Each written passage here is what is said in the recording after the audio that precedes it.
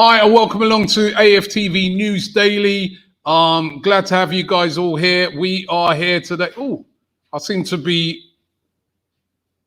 My lips ain't moving. I thought that was just me. This is weird. Okay, can you hear me now? Oh, I can hear you. All right, good. The great things about live streams, man. That's why I'm glad that this lockdown is starting to draw towards, seemingly drawing towards a close, so that we can get back in the studio doing our thing live. But James, great to have you on here tonight. How you doing? Yeah, good. Thanks, Robbie, and thanks for having me on. How you doing? Yeah, I'm good, man. I'm good. Taking in some of the news today about the lockdown. Obviously, the government have come out and they're saying that they're going to be looking to ease the lockdown, and they've sort of issued a program of coming out of lockdown. And one of the good things to come out of it, the bit of good news, is that it looks like football with fans will be coming back. Now, I know you've got the information around it, so fill us in. Yeah, so I mean, this is exciting, and I knew we were getting an update today. I don't think I'd really quite internalized that there was a good chance that, you know what, we could be back in stadiums before the end of the season, and that looks a real possibility for half the Premier League clubs. And I'll explain what I mean by that. So from May the 17th, indoor events will be capped at 50% capacity, or 1,000. That's indoor events, but obviously we're interested in larger outdoor events. So that's where we come into it. So venues such as football stadiums will be allowed up to 10,000 people, or be a quarter full, whichever is lower. So what that means is 60,000 seater stadium like the Emirates, a quarter would be 15,000. There you go, my terrible maths. Would be 15,000, but they're capping it at 10,000 for larger events and larger stadiums. So potentially up to 10,000 people could be in from the 17th of May. And the only game that we're going to have at the Emirates after that is the final day of the Premier League season, which is Brighton at home. So a really exciting development. They're basically saying that there's going to be a few test runs as well. Potentially the FA Cup final, which is May the 15th, could have some fans there as a test. I think they're looking at maybe even the Carabao Cup final. Well, we don't care about that. Obviously, we hope City win it, but that could obviously be used as a test as well. So it's a really big step. I didn't think we'd see fans back at the Emirates this season, but it's looking possible. And obviously for the Euros as well, I know we've got a very international audience to watch AFTV. It's going to be interesting to see what that means for Wembley, which is meant to host the semi-finals and the final of the Euros here in London. So we'll see what happens then. Yeah, no, definitely. And, it will be so great to get fans back in the stadium.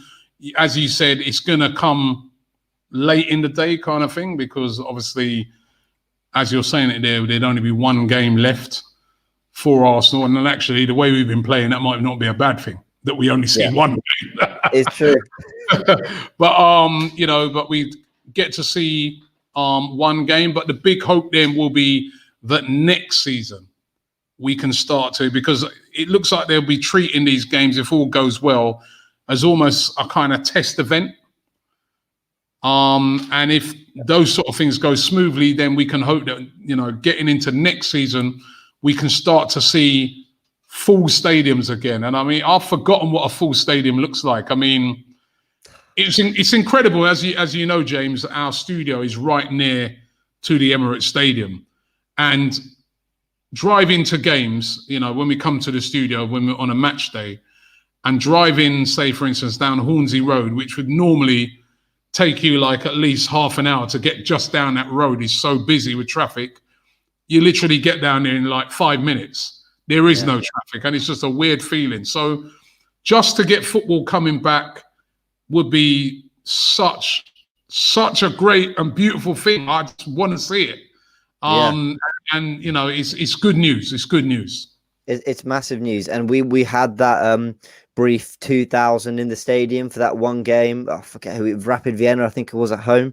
That felt quite special in itself. We're now looking at 10,000. And I felt 2,000 actually made quite a bit of noise, and actually from the TV seemed to create a little bit of atmosphere. I know the people who were there, I think Helen was there, said it's not quite, yeah, she said it's not the same, but it's a step, and 10,000 would be a really big step. So credit to all those who are working very hard to make that happen. And I think where this really bodes well is this season's a bit of a write-off. So what I kind of, and not for Arsenal, I mean, in terms of having fans back, and I think where the bonus is here, if we can have that one game, we get the 10,000 back, the Euros go smoothly, couple more months of vaccination. Obviously, that's different for everyone around the world, and I'm obviously very sensitive to that. But the UK have so far been managing that quite well. Hopefully, it means that by August, when the season starts back up again, we can feel as normal as possible. So it's a really big development, really big. I wasn't expecting quite that big news to come out today, but it's good. Anthony Michael says we've been disrespectful to Boris because we're speaking at the same time as him. Listen, I'm speaking now. Forget Boris, right? You know, I can never understand as well about these things that the Prime Minister does is that they leak out all the information beforehand. Yeah. So everybody already knows what he's going to say. Oh, what's the point of it? I know. I just don't get that. I just don't get that. But, you know, that seems to be the way. It's true. And you know what? Like, we can laugh. I know that this is not a politics show. We can laugh about it now because ultimately the news that's being leaked is ultimately quite good news. But, you know, when it's been bad news, that's been quite damaging, hasn't it? So you're right. It's not great. But listen, the Don's speaking now. So we all stop and listen. Forget As Boris. Matteo says, Arsenal is more important than Boris. Hear, hear. You know what I mean? But, you know, it is a bit of good news. It is a bit of good news. And, you know, the clubs are going to need it. And, you know, the very interesting thing, and me, my brother's here as well, and we were talking to a friend of ours earlier, and we were talking about what sort of money is going to be available to clubs come the end of the season. Because as Arsenal fans, we can see that, you know, money needs to be spent on this team. We can see that from yesterday's game. Excuse me, right? So, but one of the things is these clubs have been losing so much money during this pandemic. The fact that we might return, even if it's for that one game, might change the projections of these clubs as to what they can spend during the summer, because they'll be able to look ahead and say, well, it looks like we'll have fans back for next season, so maybe we can spend a bit more than we were hoping to. Yeah, absolutely. Sorry, there's a slight lag there, but I got everything you're saying. So, yeah, absolutely. And this is really important for Arsenal and for all, well, not just for Arsenal, for all clubs, but for Arsenal in particular, because I think clubs are willing to spend a little bit more and maybe eat into a little bit of debt or whatever, because they can comfortably project what might come for the next season. And ticket revenue has always been a really big part of that. You know, you never know how far you're going to get in a cup competition and what your match winning earnings are going to be and all that, and bonuses or whatever. But you can project, or you could, before a pandemic, project, you know what, we're probably going to fill the stadium this much, and that all plays a massive part. So it's crucial. It's a big step in the sense that for the transfer market, yeah, maybe that might mean being a little bit more bold. Obviously, we need to remember that Arsenal not too long ago took out a big 9-figure loan from the bank, and they'll have to consider that.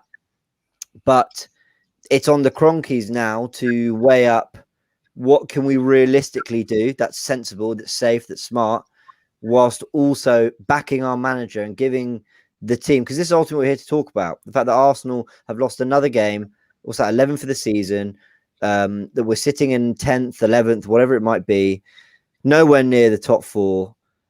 And, you know, and the club needs investment, as you said. So it's definitely got them thinking, but I think in a good way, I hope. By the way, Nicholas says, please continue to watch alongs. Now, we do have a lot of plans around, you know, and there's another one. There's quite a few people asking for that.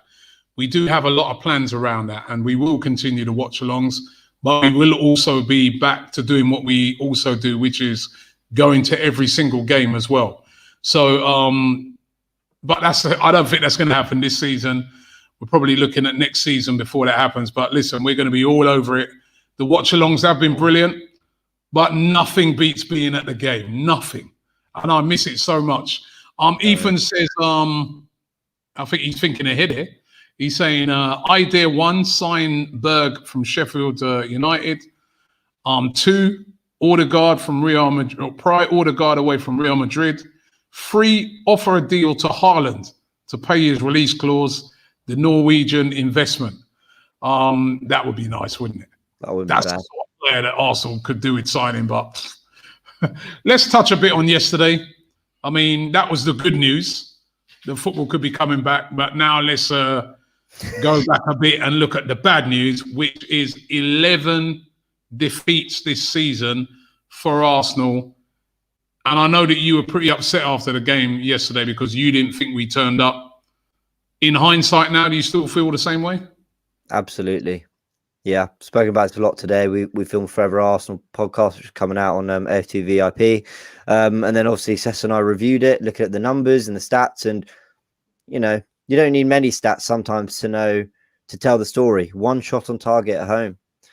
Like, guys, I accept that there's fans out there that thought we were going to get slaughtered. And maybe are relieved we didn't. Fine. I kind of get being relieved. I kind of get thinking, oh, I thought that'd be worse.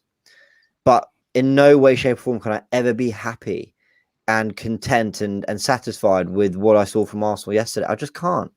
I know me and you feel very similar about this, Robbie. And I know you've not been interviewing me in fan cams, you know, for very long. It's been a couple months. And, you know, I wasn't really even that dejected after Burnley or the Everton result or the North London derby, because you can point to maybe certain things that give you hope and give you, I don't know, a reason to think that this might turn around. But what I saw yesterday, I'm sounding really dramatic. I don't mean to be, but what I saw yesterday was a team that just rolled over and said, you know, we'll take just the 1-0 defeat. And I can't stomach that. I really can't. So we need a big performance against Benfica. We do. I mean, how do you feel about it? Have you changed your tune since yesterday? I know you were really, really mad about it. I was very disappointed in the performance. I wouldn't say we rolled over. I think that's too strong to say, but I just felt that I don't know if it was if it's just hard to criticize the team really, because you're playing against the best team who've just won 18 games in a row, have beaten everybody in their path this season. Yeah. I still think we didn't make it difficult enough for them. It was difficult for City to score more goals, but we didn't pressure them enough. We didn't I just felt that, it was just a flat performance. And I felt as well that Mikel Arteta should have made the changes sooner. That he made. I mean, you could see what that midfield was doing yesterday was reminding me what the midfield was doing pre-Chelsea game, where we were playing with those 2 holding midfielders of Xhaka and El Neni. They get the ball, they're on the half turn. Instead of them turning and driving forward into any space, they pass it sideways, they pass it back, because that's what those 2 do. Yeah. It would have been brilliant to have had a Thomas Partey in a game like that, where he could take the ball on the half turn, drive forward, create problems. But we didn't have that. But what we did have is we had Ceballos on the bench. Why are we bringing it on with about 5 minutes to go? I know we got the Benfica game, but I just felt that we should have brought him on earlier and had a go. Go for the last 20, 25 minutes. Really, really had a go at them. And we didn't. We just sort of, it was like, I get where people say we just settled for not getting a beating, because we just stuck with those 2 up until right near the end of the game. Yeah, you're right. And you actually... Yeah, and then the other thing I like is like almost like an acceptance now at Arsenal that, you know what, we're not going to beat City. Right, that's right, yeah. Liverpool, and we're not, and I don't like this, because this is Arsenal Football Club. And I know that we're in a rebuilding process, and I know we're behind those teams, but we've got to get back to the stage where we are going toe to toe with Manchester City, with Liverpool, with Manchester United, with all of these teams. We got to be going toe to toe with these teams. And I don't like the fact that it's just City are coming, we're losing. Yeah. I don't like that attitude. And that's where I always having a go at the owners of this club, because I'm like, do they feel like that? Because if they felt like that, they'd do something. Yeah. They do something. I couldn't agree more. And you're right. Maybe rollover is too harsh, but I don't mean I didn't see a team that gave up defensively. I thought they all worked hard and they tried to carry out instruction. And you could see there was like a particular plan. At one point, Mari was in the number 10 position, marking whoever he was marking. So clearly they were trying to carry out instruction and follow a plan, and they tried to remain focused. And I get all that. But when I mean roll over, I meant it got to the last 15, 20 minutes of the game, and there wasn't anyone who sensed, wow, we're still in this with 20 minutes to go. Let's maybe see if we can make something happen. That's what I mean. Sort of, we just accepted our fate. Well, we're the worst team, so, 1-0 is not too bad. And I'm not saying the players consciously thought that, but watching it, that's how it seemed. And I got to be honest, I'm never one to call out Arsenal fans and say that their opinion is wrong and that they should agree with me or us or whatever. But I will say that I can't get on board with the fans who said, well, we expected it, and, at least it wasn't 3-0. I can't get there. Like I'm not like wired that way. Not with Arsenal at home. And it's a great example, Robbie. We lost earlier this season 1-0 to Man City at the Etihad, right? And we did a fan cam. And actually, my tune after that was much more, Man City are really good. We should have done more. But actually, we had chances. We could have had a penalty. We caused them some problems. So I can swallow that one and say I saw a bit of intent. I saw a bit of a plan. That performance at the Etihad, and I granted City were at a different stage back then. They weren't as good as they are now.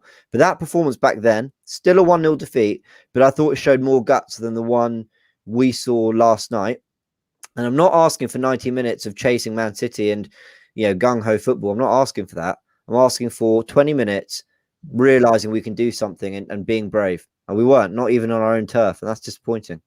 Marlon Haynes says that's why it hurts you so much. Bring your expectations done. I want to have high expectations because this is Arsenal Football Club.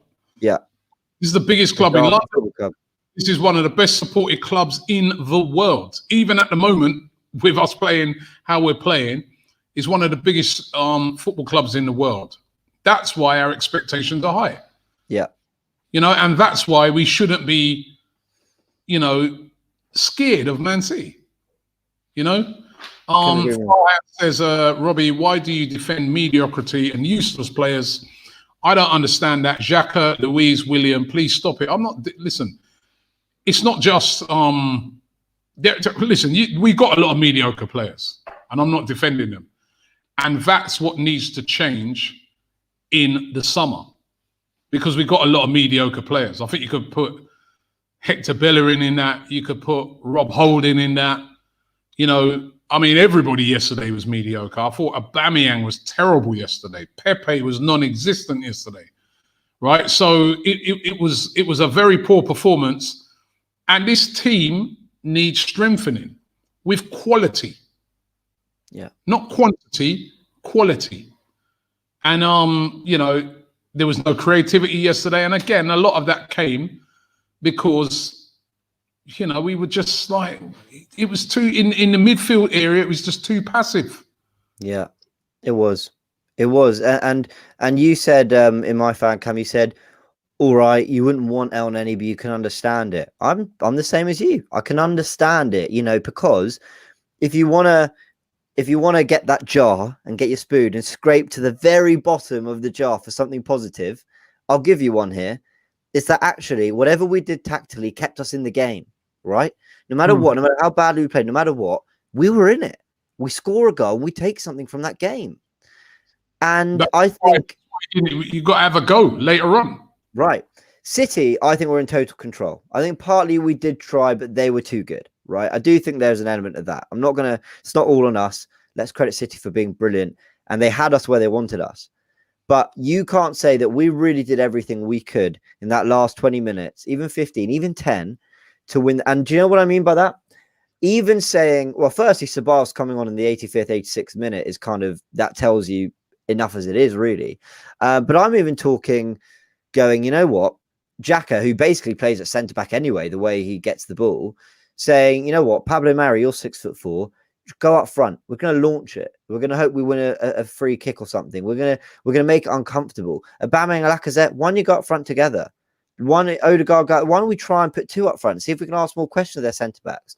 And that's what I mean. Seeing something that just makes you think, Oh, they're trying here. I kind of feel bad for them. They're trying. City are too good. They're lacking confidence. I get that. They're tired.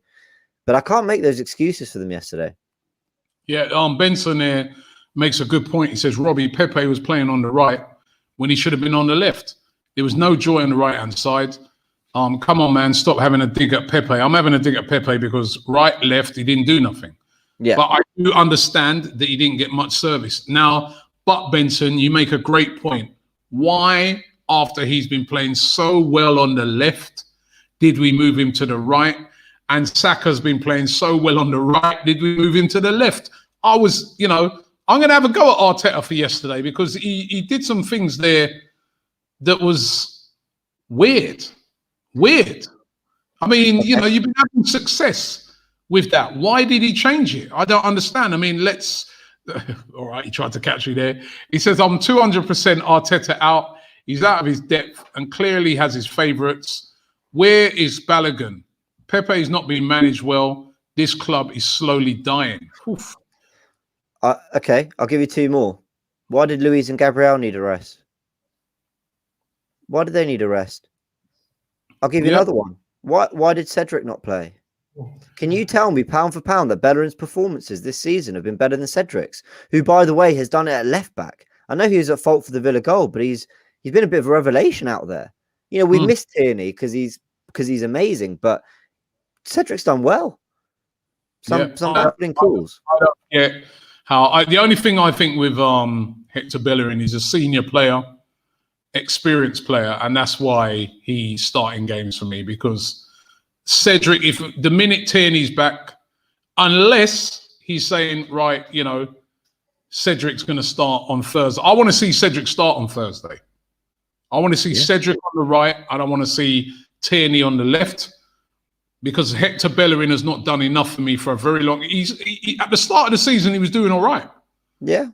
But in recent games, he's not offering anything defensively. Mm-hmm.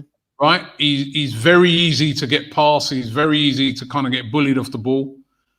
And he's not offering enough going forward. His crossing is poor. I just don't see what he's offering. And I would play...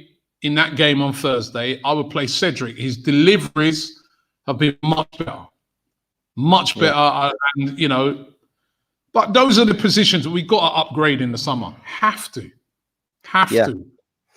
And this is going to be the measure of how serious the Cronkies are and how serious the club is. Now, let's caveat that by saying, all right, they have spent a lot of money in the past, fine, but not necessarily not under Arteta. A bit, but not that much under Arteta. And that's important because we're trying to back this manager. So you kind of got to forget what was spent before. The other thing is there's a pandemic. We took out a big loan. I understand that. Of course, that's going to play a part. But a club that is, wants to do a bit better will probably go out, sign a permanent number 10, maybe a bit of left back cover. Cool. Bob's your uncle, done. Maybe a proper backup goalkeeper. That's it. A club that's serious goes, yeah, we do need a 10. We do need a left back cover. We do need a goalkeeper. We also really need to upgrade at right back because the ones we got aren't cutting it right now. We also need a proper striker because Aubameyang's in his latter years is going to play on the left sometimes, not always up front. Lacazette's got a year left on his contract. So does Nketiah. So that department needs to be addressed. El Neni. Is he a squad player or is he not good enough? Made that decision and then bring in a proper partner for Thomas Partey. I know I'm sounding like I'm saying a lot, but that's what a serious club does. And we need to not just address the positions we need to address, but we need to address the positions that we want to because we want to be better than we are, if you get what I mean. Going through the team, what do you think we need in position? I mean, to me looking at it at the moment, because I look at that game and I'm like, how do we compete with Manchester City? That's me. That's how I'm looking at it. And I'm hoping, or that's how our owner should be looking at it. He should be sat there, wherever he was yesterday. I don't know where, right? But he should have been sat there and he should have been saying to himself, what do I do to bridge the gap? So that when Manchester City come to the Emirates next season, it ain't no walkover. They're gonna know. You know what I mean? We're looking to take the 3 points, and when we go to the Etihad, we're looking to take the 3 points. So what do I need to do to bridge the gap? Well, first of all, we need a right back because Cedric, decent. Yep. Bellerin, decent. But we all know now you need dynamic wingers. Yeah. Wing backs. Guys that are quick, fast, get good crosses in, but can also defend and get back and help out and defend. So we need that. We need a backup left back. Why we got Cedric playing over there? We need, we should have another left back. So we need a backup left, and that backup left back's going to have to be good as well because he might play a lot of games. Yeah. We need a holding midfielder, an expert holding midfielder in that team. We need a creative midfielder or two. Maybe not one. We might need two creative, energetic box, midfield players who can, and we need a midfielder. One of those midfielders has to be a midfielder that can score goals as well. We don't score any goals from midfield. And I think we need a new striker as well. We're going to need a new striker. Those things are, if we bridge the gap. And the players that come in need to be top quality. Top quality, we're going to bridge that gap. Otherwise, we're not going to bridge it. Yeah. You're spot on. And what are the chances we do all that in one summer? And look, to be honest, I can't even blame the Cronkies that much if we don't do all that in the summer, because that is a lot. That's a big shopping list, right? No, so I blame them. You would? I would blame. No, because no excuses. They've left it so long. That's why it's got to this. Yeah, no, it's a good point. Yeah. It's amalgamation of their problems. Yeah. Yeah, it's been left so long. It's just been like years and years and years. Now they've left themselves with lots of things to fix all at once. That's their own fault. Yeah. They'd have been dealing with it over the years. They wouldn't be in this predicament. Yeah. I described it to Cecil as January, we got rid of the players we had to, who didn't want to be here, who weren't happy, who weren't playing. Fine. Some of them were loans, but they'll be made permanent. And now this summer, we need to get rid of sounds harsh. We need to sell and move on the ones that we don't want. Forget whether they're happy and they buy into the process. And we love Arteta, we'll do whatever he likes. No, hold on. But we don't buy into you anymore. And I think one of the big problems is that there's a core group of players at this club that have been here throughout the decline, have been a big part of the decline since we were complaining about not challenging for titles, getting knocked out of the last round of 16, in the Champions League. And there are players that have been there throughout that whole decline towards 15th and now lingering around 10th. There's a lot to do. And you say, what do we need? Well, depends what aspirations are for next season realistically. In my mind, I'm thinking realistically, with a good window, we want to push for fourth, right? So immediately I'm thinking, well, you know what? Cedric can probably be our starting right back for another year. I've seen enough to suggest he can be just for one more year, just to do a job. Centre back, you got Saliba. You'd hope Saliba comes back and can do a job. Otherwise, I'm looking at addressing that number 10, that striker role, and the holding midfield. I think if we address those key areas that allow you to score goals and dominate games, I think the rest will kind of be fine. Then the summer after, you address those and hopefully you challenge for the title. But I mean, a lot of work to do, Robbie. A lot of work to do. And as I said, I'm sorry, I wouldn't let the owners off the hook and say, they've allowed this to fester for too many years. And now this is the predicament that we're in. They need to spend some money because there's a lot of work to be done. And it's because of their own fault, right? And Mikel Arteta has to be ruthless. Players that have been here for a long time and haven't delivered, see you later. Yeah. Seriously. See you later. Do you think he will be? Do you think he's got it in him to be ruthless, Arteta? I think he's got it in him to be ruthless, but you can only say see you later to the players if you've got other players coming in. And when I say ruthless, when you say Cedric, good enough for another year, that's not being ruthless. Yeah, fair enough. I think he's not good enough for another year. I think he's decent. I would keep him as a backup right back. As a matter of fact, he can play right back or left back, so I keep him in that aspect. But he's not my main guy. I'm looking at a Lamptey at Brighton and saying that's the type of player we need. Electrifying pace. Yeah. I'm looking at some of those top right backs like that. Yeah. Yeah. You know what I'm saying? You know, have as backup and experience a guy like Cedric, but not my start. Not to start in. And the other question I want to ask, right, is this, and Alicia asked it. What about Martinelli as a striker? What about Martinelli full stop? Why is he not getting any game time? What's he done? Yeah. What has Martinelli done? I don't know. I don't get it, man. I don't, you know. Why ain't he getting a game?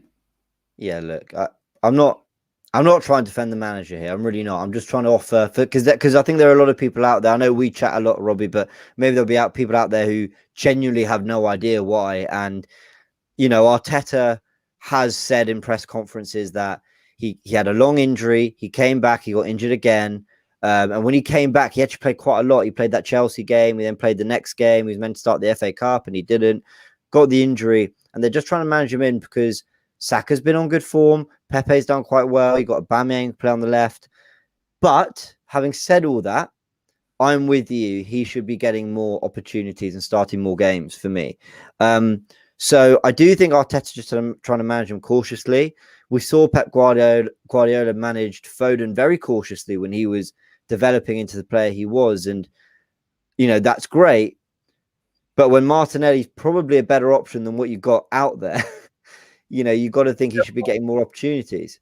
Very easy to manage Phil Foden when you've got Bernardo Silva. Exactly. You've got, you know, Mahrez, you've got, I mean, yeah, I can manage him in that situation. I want to see Martinelli get more game time. He ain't even getting 10 minutes. You know? Yeah. No, you're right. You're right. And he's not getting 10 minutes, and he's not. How do I put it? I don't think there's a clarity on what he is either. Is he going to be our future striker? Is he going to play out on the left? There's a few mysteries around him. I'm not worried though. I'm not worried yet. I think he'll come good. I really do. It's turning into transfer window already. But Fire says, I know owners are responsible for the position we are in, but be honest, Robbie, don't you think the past 4 or 5 windows have been good, except Denis Suarez one? They've been okay. Yeah, they've been okay. I'll give you that. They've been okay. They've been okay, but we still haven't brought in enough. There's still certain positions that I still think we've not done well enough in. And as I said, because of the bad planning over the past decade, we're playing catch up in every single position. Yeah. So the only way to bring it up is there has to be a window where they're going to have to go quite big. I don't just mean one person, one big player. They're going to have to bring in a couple and go big. And they haven't done that. And the summer's going to be interesting. I get the feeling that they will use the excuse, and I guess it's a bit valid, of the pandemic. It will be valid. But they've put themselves in this predicament with the mismanagement over the years, where they've just allowed it to. It's like a leak, isn't it? Yeah. Dripping for the last 10 years. Now the pipe's burst. Yeah. Yeah. Right. And you can put, you can try and stick it up and stuff like that, but you got to change the pipe. Need new equipment. That's not a great analogy, but I get it though. I get it.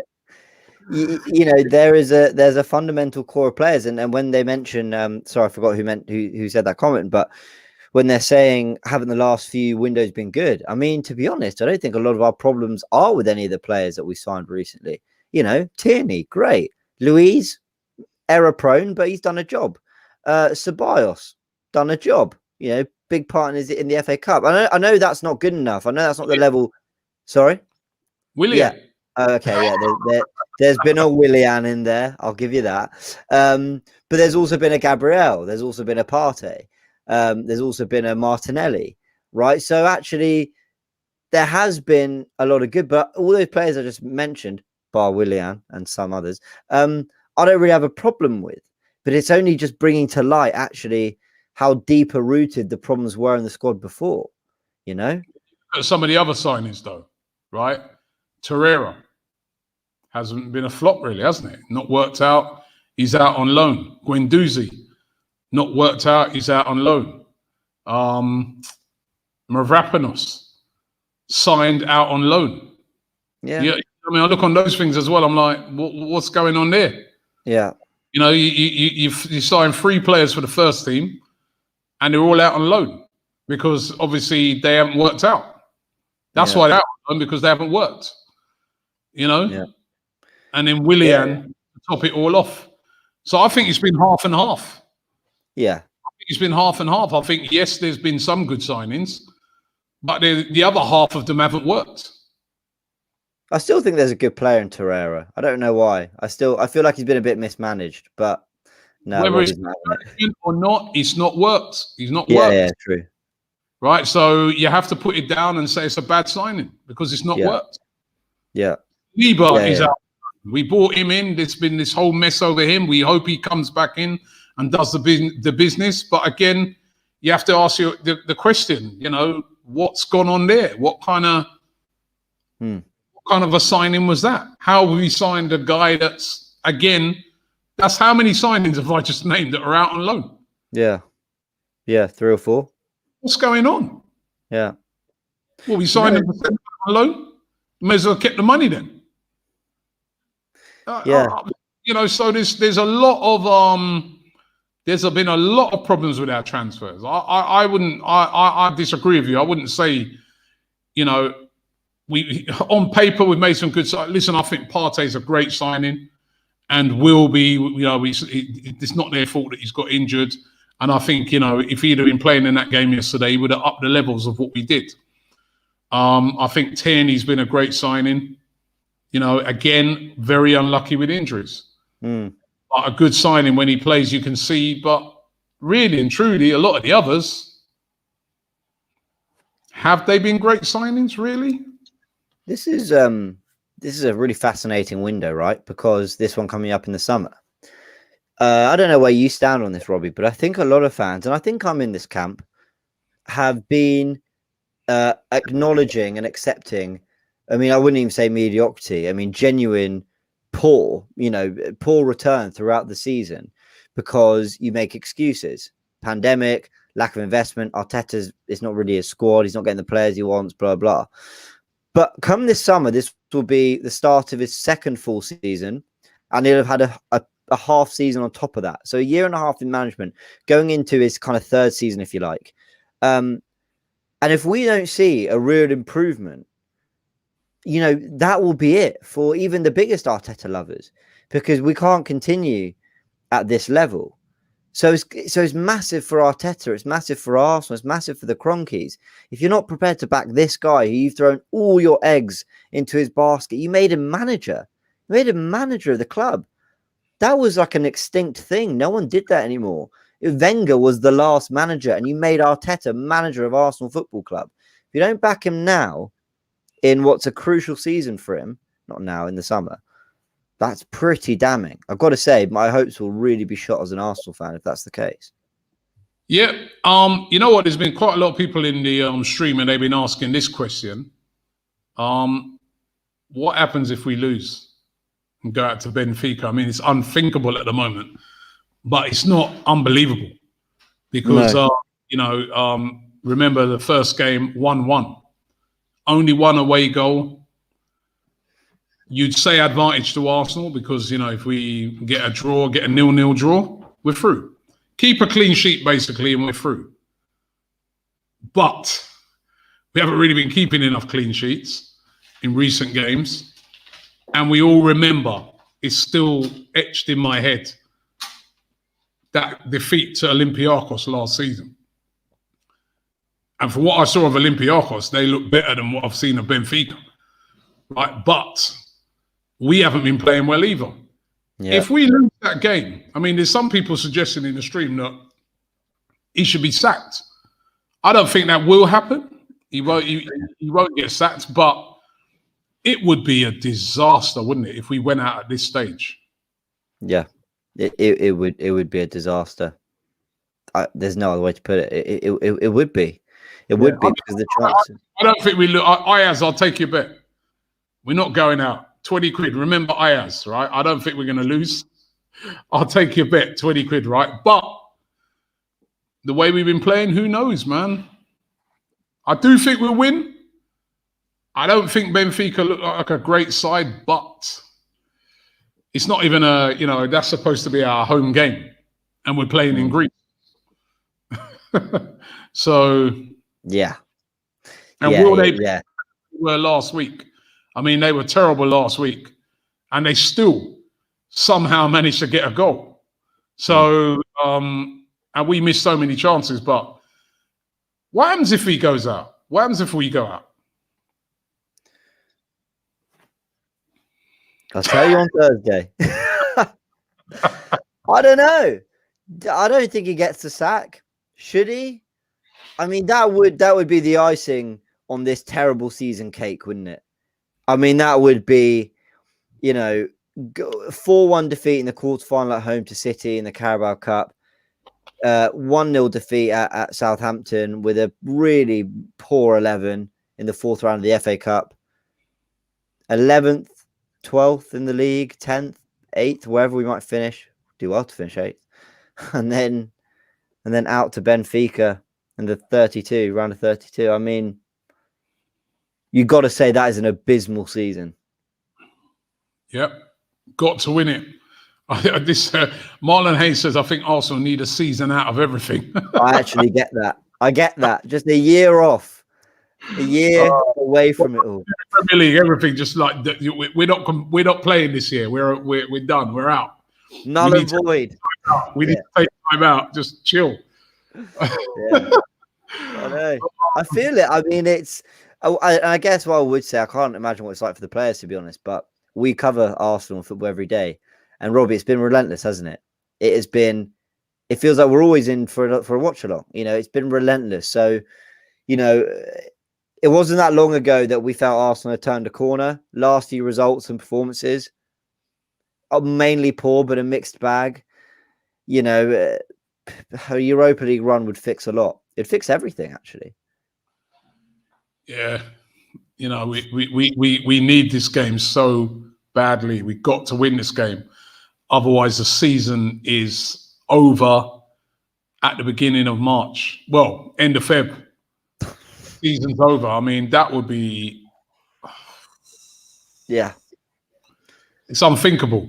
Somebody else, I'm trying to comment back. Somebody asked a question. What did you think of Jamie Redknapp's comments about Aubameyang? I don't know if you saw or if you heard that, because we had the stream. I actually haven't, believe it or not. What's said? Basically, he was saying that he got bullied. And also he was kind of suggesting that he's past it.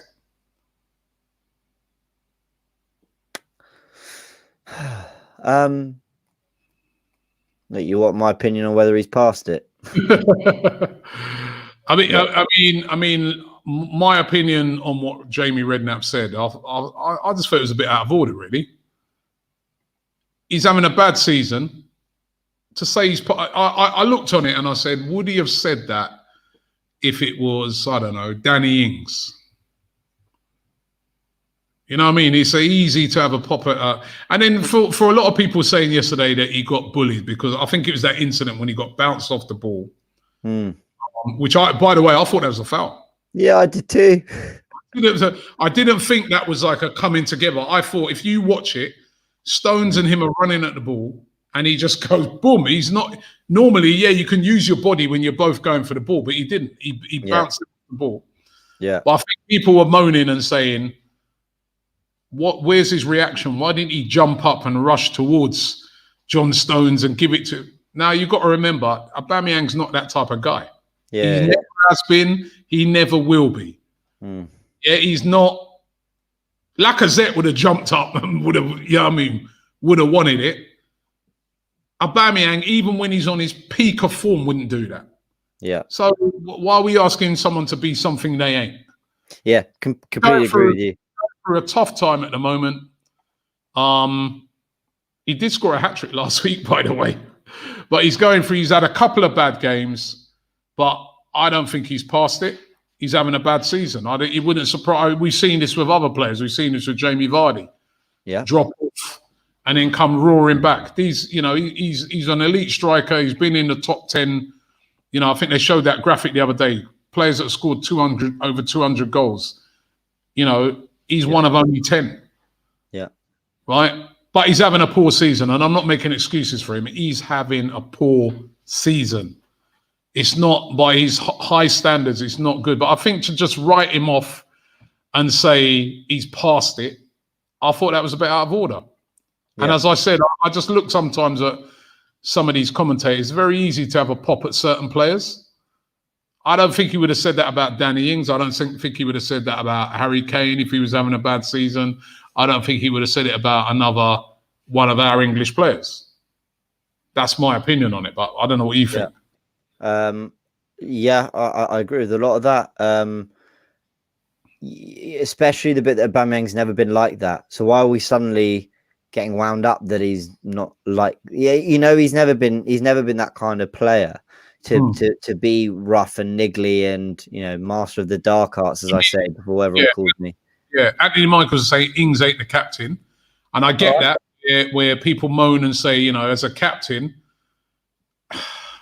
he's a different type of captain. I mean, I'm not too sure, if I'm being honest, that he should have been made captain in the first place because Aubameyang, I'm not too sure if he's a captain, but he's a different type of captain in that he leads by example. So he leads, but like Harry Kane at Harry Kane, when he captains England and he captains Tottenham, he's not in there for his vocal. I mean, we saw the documentary with his half-time team talks, but he leads by example. He leads with his goals. He leads with what he's doing on the pitch. So I guess that you are the captain and you are not scoring goals, then a lot of what you're leading people with has disappeared. But he's not a captain that's going to be pumping his chest and saying, come on, lads. And I don't think he's that type of captain. Yeah, and also this Arsenal team are painfully out of form when you look across the whole season, right? It's not like the team's playing well and he's like being left behind. It's not like Arsenal are on their way to great things and he's holding us back. Oh, we're creating 20 chances a game and he's not taking them, so we only drew. No, we're playing terribly, and he's a part of that. There's many facets to it. So, let's wait to see if Arsenal can get back to it before we worry about whether Over's past it. Because, he didn't play well against Benfica because he missed big chances. This might not be the popular thing to say. I was happy he was at least getting those chances because back in the autumn, October, November, he was quite literally anonymous, like the Man City game, anonymous. He wasn't getting anywhere near it, not on the ball, not having an impact. In a weird way, I'd rather a striker got the chances and missed because I'm thinking, well, you're sharp to it. You're getting into the right areas. And we know Aubameyang's proven to be a world-class finisher over the years. That will come back to him. Form is temporary, class is permanent, right? Just don't miss those chances this week on Thursday. There's that as well, of course. I'm not prepared to write the bloke off. No, I love him. We would be in a worse state without him, right? Absolutely. This season would be over now if we didn't have Aubameyang because we wouldn't have been in the Europa League. So let's remember that. Like, it's on us to support him. It's also on Arteta to realise it's not quite working for him. And Lacazette's actually been doing quite well. And to give Lacazette or Martinelli the game time. Yeah. Yasser said, do you think Aubameyang should be stripped of his captaincy and give it to someone like Tierney? Now, I think Tierney looks like a future captain, definitely. But that's to us, looking in. I never forget, years ago when Arteta was at Arsenal, when he was captain.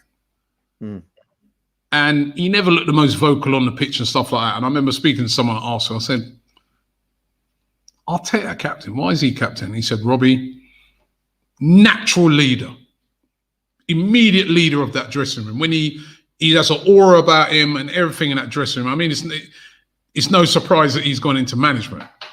Naturally, now to me, looking at him playing on the pitch, I never ever got that impression of Arteta being a natural leader. You don't know, do you? I mean, we're told that David Luiz, natural leader. Everybody who knows Luiz, who's played with Luiz, says about how great he is in the dressing room. But to us, watching it out on the pitch, it doesn't seem that way. Yeah. Does it? So it's true. Perceptions are different to what the reality is of who should be the captain. Certainly, I'm not sure if Aubameyang is a captain, though. I'll be honest. He doesn't. I'll be more like, Aubameyang, he's concentrating playing. I'm not sure if he's the captain. But SM26 says, what do you think of Bellerin going to PSG? This is rumours been going around since the summer. He's re-emerged again back today. PSG might be interested in him. Would you sell him? Yeah. Yeah, I would. I don't even think I'd demand that high a fee for him. I think, but this is not me having to go Bellerin, but I just think it's the right thing for everyone involved. We've had our time with Bellerin. It's not worked out really. A couple of FA Cups. We thank him for that. He had a terrible injury, which I think had a major part on his pace, which was his best attribute. His ability to get in behind, recover when he wasn't maybe out of position or whatever. I think that was a big part. It's not working for us anymore. I don't think it's working for him. Go to PSG, go to Paris, live a great life in Paris, play for PSG, win titles. Works for everyone, I think. So, yeah, I think I'd do that. You know this pace thing? We were discussing going to say this. We were discussing it today, yeah? I don't remember it. I don't. Okay. Fair enough. I remember him saying that he beat Theo Walcott in a bleep test, and he was the fastest player in the club. And after that, everybody said, "Oh, he's got pace. He's fast." The PR was great around it, but I've never really remembered him picking up a ball and blistering pace down the wing, even in his heights. He's not slow. Obviously, he's not slow, but he's never really struck me as like, like you see that Lamptey, he's explosive. Yeah. Traore, St. Maximin, these guys, they're quick. Sterling. I've never, in all my time, I've never, again, that's what I'm saying. I've not seen that. He's not slow, but I've not seen him lightning. Now, winning a bleep test is not the same as, in a game, picking a ball up and leaving a player for dead with your pace. I've never really seen that, ever, since he's been here. You know what? Okay, I actually agree with what you're saying, but you're talking pace on the ball, dribbling, beating play, and you're right, and you should expect that from your right back. I think what he had was immense pace off the ball. And the two moments I remember were that Bayern Munich game where we were 1-0 up and Ozil scored. Remember, it kind of crept over the line. We beat them 2-0. But it was Bellerin who got there. He was miles away from it, and he nicked in front and just put it on a plate for Ozil. And that was tremendous pace. And there was another one where Swansea should have scored. I think it was Bafétimbi Gomez. And Bellerin out of sight, but he makes this unbelievable run back to either clear it off the line, something like that. So I think there were moments where off the ball, he had a real sprint. Yeah, but I'm on about pace. I mean, it's football. Pace with the ball, right? Yeah, but there's... Reece is saying to me, Bellerin used to be one of the fastest players in the Premier League. What you on about, Robbie? Yeah, we heard that. I heard. But I've never seen him pick the ball up.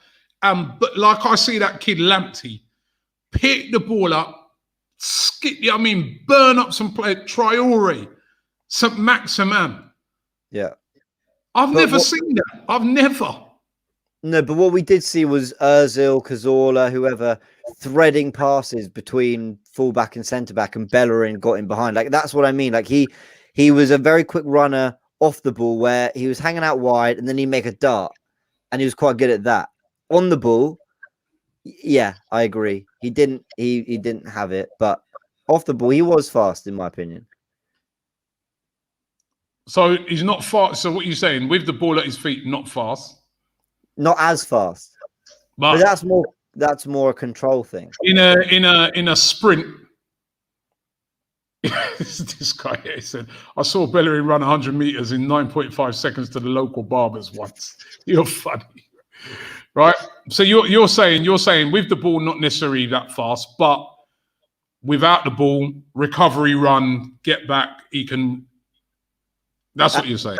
Used to, yeah. I think he's lost that pace. I think he's lost that sprint. But yeah, yeah. But how I judge a player's pace, yeah, is because this is football, yeah. So I'm not just on about sprinting back to make a last-ditch clearance off the line and that, right? Yeah. I'm talking about when you got the ball, right, and you pick it up and you use your pace to leave a player for dead. I don't remember him doing that. No, and you don't remember him do it because he didn't do it a lot. And I'm not saying before his injury he was prime Dani Alves or Maicon. I'm saying he was by having you go, pace. That's pace. Even Bale, even Gareth Bale, yeah, right. He picked the ball up, drive quick, go past players, leave them for dead. I've never seen that in Hector. But it was his get out of jail card, right? If his touch was poor, so if he loses.